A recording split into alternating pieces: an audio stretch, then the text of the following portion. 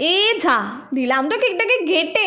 মা জানি না কেন আমার সাথে সবসময় এরকমটা হয়, মানে যখন খুব তাড়াহুড়োতে কেকটা বানাবো, হাতে অনেকটা কম সময় থাকবে, আর ঠিক সেরকম মুহূর্তে এরকম গন্ডগোলগুলোই আমি ঘটিয়ে ফেলি। তো বন্ধুরা আজকে হাজির হয়ে গেছি কালকে রসমালাই ফ্লেভারের কেকটার সেকেন্ড পার্টটা নিয়ে। আচ্ছা তোমাদের সব থেকে ফেভারিট মিষ্টিটা কোনটা বলো তো? আমার কিন্তু সব থেকে প্রিয় মিষ্টি হচ্ছে এই রসমালাই, মানে কয়েকশো গ্রাম তো আমি এই রসমালাই মিষ্টিটা খুব ইজিলি খেয়ে ফেলতে পারি। আর তার মধ্যে যদি একটা কেক হয় রসমালাই দিয়ে তৈরি, তাহলে তো আর কোনো কথাই নেই। আচ্ছা তোমরা কি কখনো এই রসমালাই কেকটা ট্রাই করেছো? না করে থাকলে প্লিজ একবারের জন্য হলেও ট্রাই করো। ট্রাস্ট মি, এটা খেতে কিন্তু দারুণ টেস্টি। এই কিন্তু সেই জায়গাটা যেখানটাতে আমি এই গন্ডগোলটাই ঘটিয়েছিলাম, মানে জানি না কিভাবে হাত থেকে স্লিপ খেয়ে মাটকাটা পুরো কেকের উপরটাতেই পড়ে গিয়েছিল। তাও ভাগ্য বলো তেমন একটা প্রবলেম হতে পারিনি। যাই হোক, আজকে শর্ট আউটে প্রত্যাশা বলেছি, আপু তোমার ভয়েসটা অনেক সুন্দর, আপু আমার নামটা নিও। থ্যাংক ইউ প্রত্যাশা। তারপর এই যে মাইয়া কাকুলি, তোমরা কেমন আছো জানিও। আর আজকে কেকটা দেখতে কেমন আছে সেটা কিন্তু অবশ্যই প্রত্যেকে কমেন্ট করে জানিও। আর ভিডিওটা ভালো লাগলে ভিডিওতে লাইক আর চ্যানেলটাকে প্লিজ সাবস্ক্রাইব করে দিও। টাটা।